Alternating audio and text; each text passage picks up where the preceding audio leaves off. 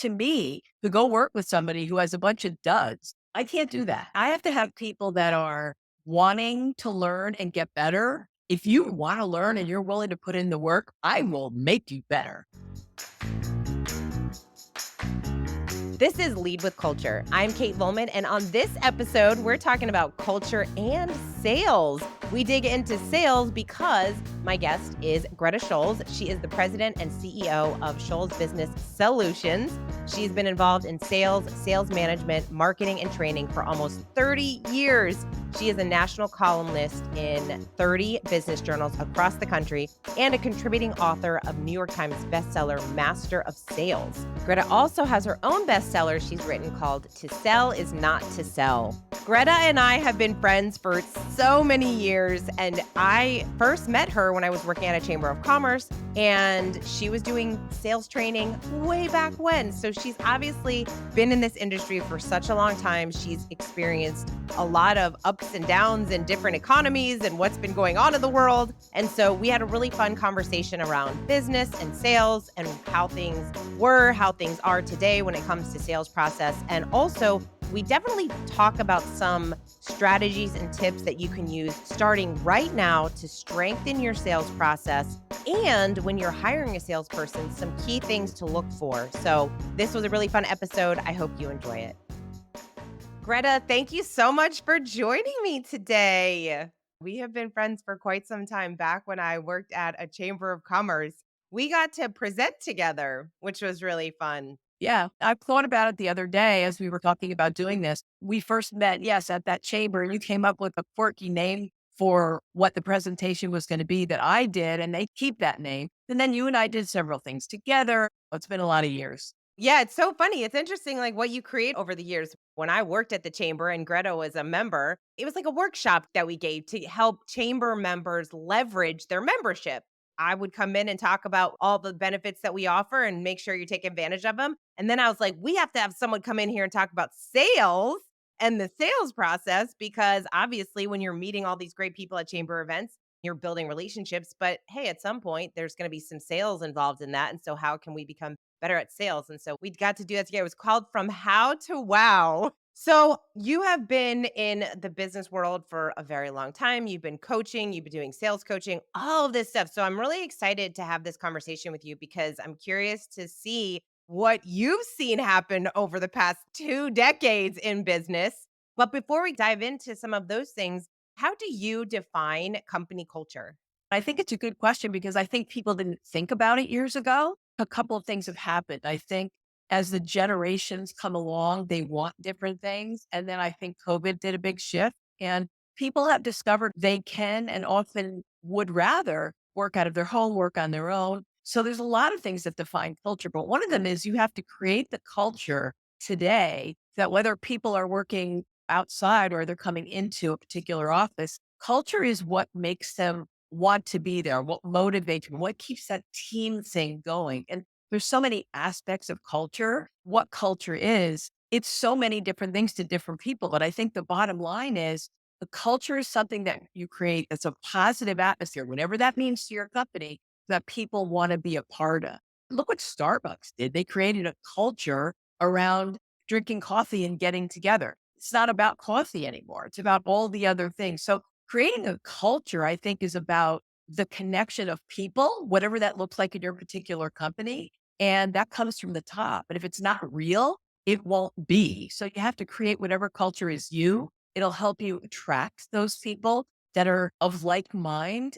If you're not intentional about creating a specific culture, it's being created anyway. So culture is happening regardless if you decide to focus attention on it. And so people have always been creating culture, whether they knew it or not. Even when we walk into a location, or even if you're on the phone with someone like a customer service rep, you can decipher what that culture is like based on information and conversations that you're having with the team members there. You go into Trader Joe's, they're all so happy and asking you about your day and they're so helpful. And then when you ask people at Trader Joe's, do you like working here? 99.9% of the time, they're saying, yes, they're so good to us. They give us great benefits. It's like a great working environment, all those things. Obviously, culture is extremely important from a sales side of things. Sales is so interesting because We have so many easier ways to get in touch with people, digital marketing and lead gen and all this stuff. But you started doing sales coaching before we had any of that. So, what has your experience been as a sales trainer for so many years? Years ago, the way you did coaching and training and all of those things was you went into a company, whether it was weekly or biweekly or however often, and you went in with a module and you trained on that module. And then you went away and they went, tried it out as they were out selling or whatever. And then you came back, which is great, but it's very unrealistic today. And everybody wants to be online and all of that. So that particular thing has changed somewhat. But I think what's also important is that team feeling. You have to create it, and that's more difficult to create. Online coaching is much more difficult. You have to work harder to make it more interesting and more engaging. But it really has changed because coaching in any aspect has changed. So, how do you make it more interesting, more intriguing when you're not in front of someone? Because there is something about being face to face. So, it has really shifted. And if you're good at it and you understand the shifting of it, then you're going to make it. But not everybody's great at that. So it is a different challenge. Are great salespeople born or made? I had a whole article written about that and I had it published in a couple of newspapers. I think there are some things that are that way, but I don't necessarily think that you're born with those qualities. The problem with that is when somebody says, and you've heard people say this a million times, he or she's a born salesperson. So what that usually means, Kate, is that somebody's really outgoing and really friendly and remembers your name. Over the years, we've discovered that that not only is not one of the most important things in sales, it actually can hurt in sales. What happens is when somebody's born with the characteristics of you're a natural salesperson, everybody loves you. When you're born with those things, then that's how you believe that you should sell. So you become everybody's friend. And if you're friendly with somebody, they're going to buy from you. But today, it's so much more complicated, especially that we are doing things through social media and we're online. We're doing things that are much less in person. You have to be better than that. What you're born with, that's okay. But there's other things that are more important that are inside of you that you can nurture and make stronger. There are some basic characteristics, yes.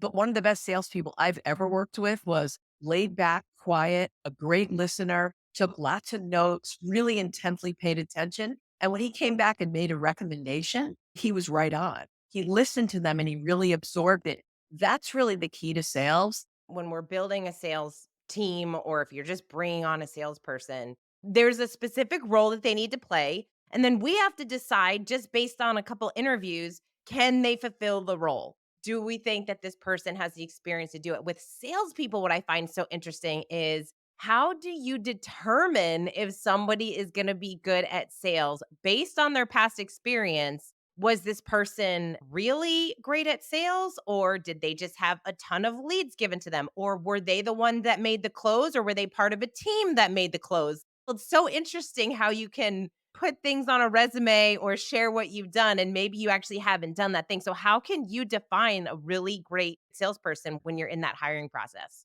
That is a really good point because there are some things that you do need to look for and how do I find them and all that. You can make a resume look wonderful and you have to be able to see inside of it. To me, a resume is basically irrelevant today. And there are things that you want to look for that are not even close to a resume. For example, if somebody's very successful and they show jobs on a resume and they did a particular job that's similar to yours, well, great. And I think what happens is a lot of people say, they sell something similar to mine, so that would be a good fit. And the problem with that is it's almost a lazy decision because we think, well, they've done that, so we can slide them in. What are they bringing with them? What kind of culture did they have in the other company that they're bringing?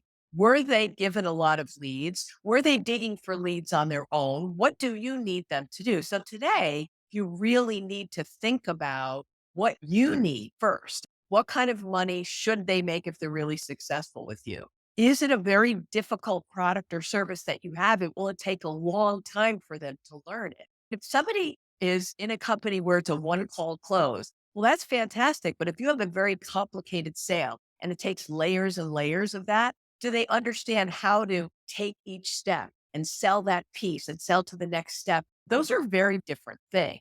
So it's a really important question. And I think one of the other parts of that question that you had asked is, where do you find people? In my opinion, not that I think they're bad places to go, but they do a wonderful job at what they're doing. For a salesperson, it's a very difficult thing to find somebody that way. And what happens, Kate, is that people are today at a point where they say, okay, I have a team of 10 salespeople, let's say. I have all these territories. Johnny isn't doing so well. So I gave him a warning. He's got another 30 days to get better. If he doesn't, I'm going to have to fill that. So you give Johnny 29 days and you go, okay, we're done. So let go of Johnny. And now you've got this open hole. You got clients that are calling. You've got nobody that's being called on. What do you do? So you go to one of those online programs and you look and you see somebody who's got that. You go, okay, this guy or this woman has something similar. Let's go ahead and have them come in. And they're very charming and they talk the talk and they have some of the jargon. They go, let's give them a shot. Shoot, we filled it. That is such a scary way to go because all you're doing is taking a shot in the dark. So, a couple things that I would recommend if you're looking for salespeople. First of all, you should always be looking. And this is what I tell people. If you found someone better than your best salesperson, would you find a place for them? Of course you would. So, why are you only looking when you need someone? We need to be looking for somebody better than our best person all the time. Since a salesperson is an asset, not a liability, you want to be out there talking to people all the time. So, my recommendation is this: if you are a leader of your company, you should be going out periodically with your different salespeople, whether they're on the phone and doing Zoom or whether they're out in the field. You need to be meeting with them, with their clients, and you need to see how they interact. But more important than that, you need to gain a relationship with the client. So then you can say at some point to them, look, besides Johnny, who else calls on you that when they call you on the phone or they walk into your office, you pick up the phone or you get up from behind your desk to sit down and talk to them because they always bring you value. And I don't care what that person sells. When you start asking those questions, you're going to come up with some names. And that's who, as a leader, you should be calling and saying, you know what, Susan, I got your name from ABC Company. We both do work with them. I hear you are wonderful at what you do. You bring them a lot of value. I'm sure you're happy with what you do, but if you ever are looking to change careers or change positions, please talk to me first. And you need to plant those seeds. And if you get a call from that person, you sit down. And if they prove to be successful to you, grab them because there's nothing more valuable than that. And you don't want to be looking when you're in a weak state of needing some. I love that tip to ask your current clients who they're speaking with. That's very interesting on the sales side, especially today. I feel like, can we get more spam emails and LinkedIn messages of people that they connect with you? And the first thing they do is they send you this 5 paragraph thing on like what they do. And it's so frustrating. I'm like, I guess it has to work at least a little. Otherwise, why are they still doing it?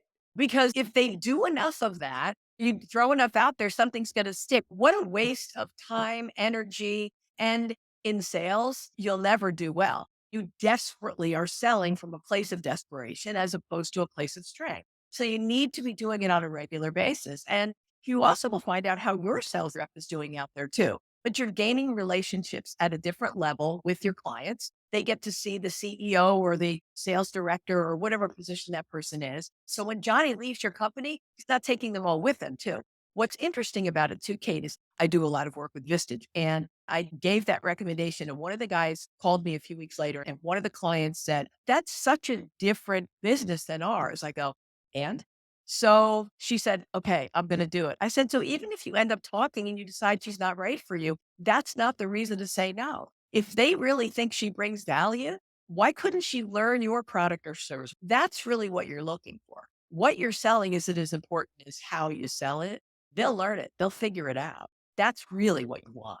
Yeah. And you never know what someone else is thinking. You never know what they're going through. You never know if they're in a bad culture. Even just having that conversation could spark some good things for that other person. It could just open up their mind. There might actually be some other opportunities out there at an organization that really would value and benefit. Yeah, you're exactly right. It's interesting. The other thing too is they have experience in my industry, which is one of the very dangerous things to get ourselves caught into. Our son, several years ago, he wanted to work in the medical industry, like medical devices. and he didn't have experience in that. And he was getting really frustrated. So he met with this one guy, and the guy said, I really only hire salespeople that already have experience in our industry. He said, so let me ask you, any of those people that you hired with the experience, have any of them not met their goals or not been successful? And the guy goes, they're not all successful. He said, then why are you making that a priority? And he's been in the medical industry for years and he is killing it. They wanted somebody with some kind of pre-med or something like that, even if they didn't go into it. They wanted somebody who worked in the device industry. He didn't have any of that. He's like, I'm so frustrated. So he said, this is what I'm going to say to him. And I said, oh my God, that's great. And he did. And the guy was like dumbfounded. Yeah, this is why questions change our lives. We've got to ask really great questions to help people see things a little bit differently. Because on the surface, it makes sense. If you've sold widgets, you know how to sell widgets, but not necessarily. You know how to sell it your way. You don't necessarily know how to sell it our way just because you sold it. Or have you been the most successful? And do you have bad habits that you're bringing? There's all sorts of those things. And I had a guy ask me the other day about recruiting. One of the things I would say is a couple of good places to go are people that are ex military and people that are ex athletes, typically ex college athletes. And he's like, why? And I said, well, first of all, nobody's going to say to somebody in the military, why didn't you meet your goal? No, there is no try. It's you get it done, you figure it out. And college athletes are very much the same way. But my point is, when you are an athlete, there's no like, oh, I can't do it. What do you mean you can't do it? Figure out how to do it. And that attitude, that's what makes the difference. And what you were talking about with culture earlier, that culture of we figure out how to make it happen. And if you're not meeting your goals, how do you change things to meet them? That's who you want to hire, people that have that attitude. They'll learn your product and service, they'll learn all of that, but hire from attitude and then train the rest. So taking a shot at hiring somebody with experience in your industry, they have experience, but is the experience you want? How many bad habits are you going to have to turn around? Yeah. It's such a mindset thing. This goes for anything, salespeople or your team members in general. We want to hire people that have that attitude of, I'm engaged. I am excited to make things happen. I would be absolutely excited to fulfill this role. And these are some of the ways that I would do it or I could see myself doing it. That's the thing, too, when you're talking to someone in an interview and they're creative enough to put the dots together because they see how the experience they've had in another industry would be helpful in this particular industry that you're in. So let's talk a little bit about the conversations that you're having with leaders over the past few years. Because obviously, COVID was huge. A lot of businesses went out of business. When somebody calls you to potentially work with you on the sales side to come in and do some training for their people, what do those conversations look like? What are the pain points of these CEOs and leaders that you're having? What I'm hearing now is a little different than what I used to. I've been doing training for a long time and I think I'm pretty good at it, but I'm not a miracle worker. You can't make a beautiful vase or whatever with clay that's no good.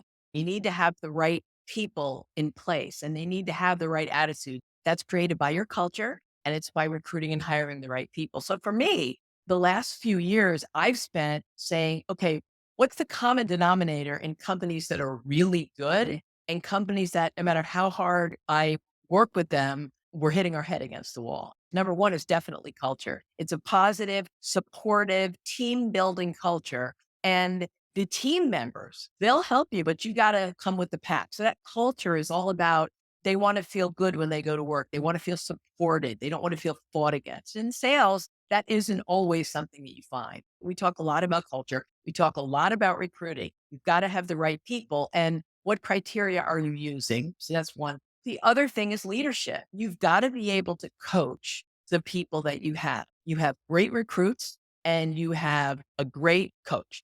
That's what makes a great sports team.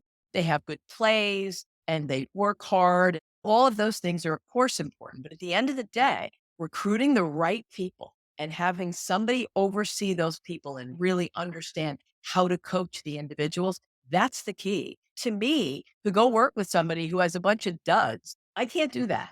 That's above my pay grade. You know what I mean? I mean, I have to have people that are wanting to learn and get better. If you want to learn and you're willing to put in the work, I will make you better. So those two pieces are really important. And we've been talking about that. And you have to have the right people, give them the right tools, and a coach that's internal to continually keep that going. That's just how it works. So when someone says that to you, can you come help motivate my people? What do you say back to that?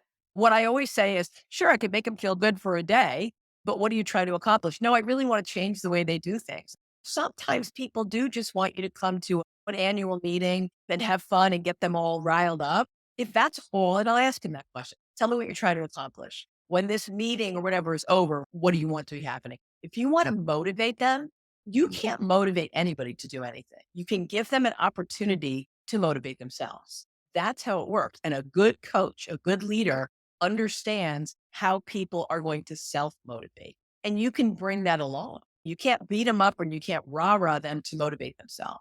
If they're the right person and wants to be motivated, you can help them figure out what makes them motivated. And if they want, at the end of the day, they want to change their people, they want to make them more successful, it depends on what kind of time frame. And it depends on who you've got. I'll do an assessment on every single person and say, here's the good, bad, and the ugly. Okay. 70% of your people are not going to make it. And I can't put my name on the line for that. That's how it works. So do you do an assessment before you actually engage in a contract to help their team? Because you know that they have to have the right people in order for it to be successful. Yes. And the assessments that I use aren't about their skills, they're much more about their attitude, their beliefs. What you believe is going to really come true. I'm going to jump this back to when you and I knew each other from the beginning. With people that are your audience, I don't know how well they know you, but you've never known boundaries. You said, I want to go into more social media, different things that you talked about over the years. And I knew that when you did that, you'd be successful because your belief was, if I want to do it, I'm going to get it done. That's who you are. But that's the difference between somebody that says, I'm going to try it. I'm going to see how it goes. You don't ever see how it goes. You decide how you make it go. And that's who you have always been. I've just known you for a long time, so I know that. But that belief is what makes people successful or not. It's all about your belief in yourself, your belief in your team, and your willingness to do whatever it takes to make it happen. That's the key. Yeah. Oh, it's so true. It's such a mindset thing. It's so interesting. I was chatting with some people this morning and we were talking about how, of the hundreds and hundreds of people that we coach every year, it always comes back to there's things you can control and there's things you can't control. And some people only want to focus on all the things they cannot control. And then we become a victim of our circumstances because we're always focused on that instead of what can you control? What are the things that are in your power? And when we actually do that, when we create that list, when you start writing those things down, you automatically realize there's a lot more that I can do in this situation. There's actually a lot more power that I have in my life, but it might just be a little harder than you want. It actually means you have to work at something. It actually means you have to maybe learn a new skill or get out of your comfort zone or pick up the phone and call someone who you've been nervous to call or whatever it is. But there's so much that we are capable of when we actually focus on what we can control. It's all about that. To me, when you're recruiting, using an assessment, whatever it is, you have to be able to figure out the underneath things as best you can. But it's about the beliefs. If they believe they can get there and they truly, really believe it, they're not just saying that, then they will get there because they'll go forward, they'll hit a wall, they'll say, do I go over it, under it, or around it? But they don't go, oh, there's a wall. That's the difference. It's all attitude, it's all beliefs. That's hard to assess, but that's what you have to know from the beginning. Once you have that, as long as you are a good leader, you can mold them and make them the best they can be, which, by the way, makes them as a salesperson more money, all of that. But at the end of the day, they feel good about it. We all want to be successful. What does success look like? If they feel successful internally, you're helping shape this person. It's really exciting. Yeah, we all want to make progress. We do. And we want to see people have progress. Yeah. So I want to give some tips for people that are listening to help become better at sales. And obviously, you work with different types of industries, organizations, people. There's someone who was a great coach to me years ago when I was doing more sales, when I had a business and then I had a marketing agency, and then we merged with another agency. And the guy that ran that agency, we were always doing business development, right? We were always doing sales because we ran the company. So it's almost like with sales, like anything else, there's so many opportunities. There's so many people to call. There's so many lists, almost like analysis paralysis. There's so much to do. What do you do next? And so what we did was we really structured the week. We had to figure out, okay, We had a certain revenue goal. If we're going to make this revenue goal, then we have to like backtrack. What does that look like? How are we going to get there? So then we finally put on a spreadsheet, how many presentations do we have to give in order to close one deal? Great. If it was 10, then we knew we'd have to book 20, whatever. How do I get the presentations? Is it networking events? Is it social media? We had this whole Excel spreadsheet of all the activities that needed to happen every single day, week, month in order for us to get the numbers we needed in order to achieve that revenue goal. So this goes back to what you can control. I can't control if someone's going to say yes or no, but I can control the amount of calls that I make, the amount of presentations that I give. So for people that are doing sales and for leaders that are listening and we're trying to grow your revenue and what that looks like, let's talk about a couple things. How can someone assess what they're doing now on the revenue side and the sales side and then put some things into place that would really make an impact on their business in the next quarter? Okay. So a couple of things you mentioned are exactly on target. The only thing I would change is how many qualified presentations, whether it's proposals, presentations, however you do that, because that's what a lot of people do. And I know a lot of companies will do this. They'll say, okay, from our numbers, if you do 10 presentations a week, you'll get 3 opportunities and then you'll get one. And I like that, except if you judge people on the amount of presentations or proposals or whatever you call it, again, you're back to throwing a bunch against the wall. So to me, all those things are important, but you have to qualify each piece. So, number one, what are you doing to prospect? It could be social media, it could be going to local organizations and building what we call strategic alliances, right? Aligning with people that have similar businesses to yours, but don't compete against you because we talk to similar people. How many of those are you doing? Then, when you get a phone call or a potential opportunity with somebody, what are you asking? How are you pre qualifying that person before you actually meet with them or go to that next appointment? And that's really important because a lot of times they'll say, I have this opportunity. I need social media. I had somebody before. They weren't as successful. I'd like to talk to you. You go, great. Let's look at our calendar. No, you have to pre qualify that right there. You have to ask some really good questions. Tell me what you're doing now. What are you looking for? What does success look like? There's lots of questions. Then once you say, this is an opportunity, then you put that down on your tracking chart. Then you've got a second appointment. Then when you go there or you have that second meeting, when I say go there, could be online, it doesn't matter. When you have that conversation, what are you learning about them? Do they truly have pain? And is it something you can solve? Are they the person who makes the decision? And have you had at least some level of discussion of money, of cost? And the reason that's important is everybody puts that to the very end. So you do these presentations and you do all this elaborate stuff and get to the end and they go, $10,000. What would you think it would be? So you have to have some level of conversation, reach that at the second initial meeting to say, okay, from what you've told me so far, I don't have a magic wand, but you're going to be somewhere between this and this. And shut up and let them react. Did they fall on the floor and die? Did they say, yeah, that's what I figured it would be, or that's a little bit more than I thought? What did you think? Have some level of conversation. Then when you do that, you summarize that, you set a next step. So you have it on your calendar. You send them an email that has a recap of everything you discussed, including these were your issues and you had to be able to solve this. We talked about an estimate of somewhere between this and this per month or per year for the project. As long as we stay within that range, we should be comfortable. And we have next Tuesday at 3 o'clock for you, your partner, and myself to get together, discuss it, present to you our ideas, and see if it makes sense. And by the way, if it doesn't, that's okay, because we may walk away and shake hands at the end of that. If any of the above is incorrect, let me know. If it's not, I'll see you next Tuesday at 3. So my point is your tracking is 100% on. But make sure that it's not just the amount of presentations. If they're not qualified, I'd rather have somebody that does one good qualified one a week than 10 a week. And most of them are just dog and pony shows.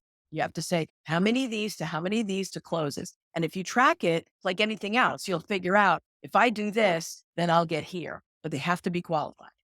Great distinction for sure. And yeah, I remember years ago when you talked about specifically the money conversation, the time you always would tell people to have a watch or something when you go to a meeting and say, hey, I have you set for this amount of time. Are you still good? It was all about expectations and all about clarifying what it is that this step is and the next step. But at the end of the day, it's sales and it's relationship building. And I always loved that you're able to invite people. It could be a yes or a no. Either way, it doesn't matter, but let's get to one of those things and then we can move on with our days. Sales is such an interesting conversation because it can feel really icky to some people, and some people just don't want to talk about money and don't really want to have those types of conversations. But you invite people into that conversation in a way that makes them feel comfortable. That's just business in general, right? We all want to feel like this is just a conversation that we're having and let's just see where it goes. That's why we're here. Neither of us know. We may at the end of this figure out that we're not a fit. That's okay. But I may have learned enough about you that maybe I could point you in a direction that does make sense. If every time I sat with somebody, they were a good fit and everything worked out perfect, I'd be a gazillionaire and sales would be a lot easier. That's all part of the conversation, but it's got to be very purposeful. Every step along the way is let's look at this, let's look at that. We skip over the money a lot. Like a lot of times in that conversation, I'll say to somebody, based on what you've said so far, do you have an expectation of cost or whatever? And they'll go, can you put that in the proposal? I'm like, well, I can, but it seems like that's a waste of your time to look at the proposal and mine to write it if we're not on the same page. And they're like, oh, yeah.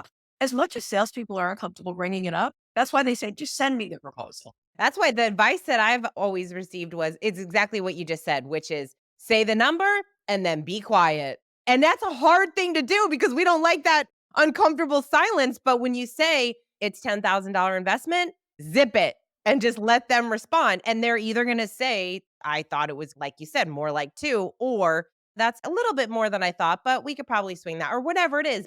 You just have to get a reaction. When you put it out there, it's so hard to keep quiet because the silence is uncomfortable for you. It's also uncomfortable for them. So you have to let it happen. All right. Well, Greta, you're so awesome. This was such a fun conversation. I really appreciate talking about sales and business and mindset. But I think on the sales side, it's so much more because salespeople have to deal with a lot more rejection, to be honest, on a regular basis. And so mindset is huge. We've got to stay focused when you get 20 no's that you're still able to have those conversations and pick up the phone. It's a different type of role for sure. It is. What's interesting is if you get comfortable at the beginning, then a no is a good thing. Psychologically, it keeps you in the game. You don't go home and get under the covers. Yeah. Greta, you do a lot of work. Obviously, this is what you do. You also created some really phenomenal assessments for sales people and leaders. And I had an opportunity to take those. So we got to experience it. So, where can people find you and connect with you and learn a little bit more about what you do? So the best place to go is my general website, which is schulzbusiness.com. That's SCHULZ business.com. I have several assessments, but I have one that's no charge. Just so you know, it's a team one for a leader to take. And I don't do the whole, well, it's free, but then we have to have a consultation. I don't do all that crap. I have it out there. If you want to try it, you'll get the results. And if they want to do that, they can go directly to salesteamtest.com. I'll send the results right away. They'll see where their strengths and weaknesses are in their team, and then they can go from there. I'm not obligating anybody to anything, but I wanted to have one out there that somebody would just enjoy taking. And I've had fun putting these assessments together. I'm working on it for years. So enjoy. Awesome. Well, thank you for that free little bonus. We'll put those in the show notes as well. Greta, as always, such a pleasure to speak with you. Thank you so much for coming on the show. You too, Kate. Anytime I would do anything for you. And there you have it. I hope you found some value in this episode. Sales is such an interesting topic. I feel like you can go about it all day long. There were so many answers that Greta shared that I thought this is a whole topic in and of itself. But I do hope that there was at least one takeaway that you are going to leverage as you go back to your business today and bring it back to your team, bring it back to your processes and how you're doing business development, how you are looking at sales. So I hope you got something out of it. In fact, we would love to hear from you. So reach out, let us know what is one takeaway that you received from this episode so that we know the value that you're getting and also some of the topics that you really want to hear when listening to this show. So mindset was such a big part of this conversation, rightfully so. In business and sales, we have to stay motivated in our business, even when things aren't going necessarily as planned. And Greta talked a lot about coaching and what that looked like and why that was so important. Obviously, we see eye to eye on that particular topic because we are a coaching company. This is what we do. So if you have a team and you are building that team and you know that they need a little support, they need a little guidance, and obviously you need to be that coach for them. Either you're thinking about getting coached because you don't have a coach right now and you know that you need to continually be growing and pushing yourself out of your comfort zone. And maybe there's some questions that you've been asking around your business and how you really want to grow. And you just need that person to talk to on a regular basis. We would love to talk to you about what coaching would look like, whether that means for yourself or whether that means bringing a coach on for your team members so that you can encourage them to become a better version of themselves. We would love to have that conversation, what that would look like and how it really is going to benefit you and your business this year. So if you are interested in having that conversation with one of our incredible coaches here at Floyd, you can go to floydcoaching.com and we can just have a quick call. And like we talked about on the show today, we want you to know that you're making the best investment that you can possibly be making. And coaching is one of those investments. And so it's either going to be right for you or not. And we will discover that when we have our call. So we'll have that conversation and we look forward to working with you and your team to help you both become the best version of yourselves. Thank you so much for listening to this episode. Until next time, lead with culture.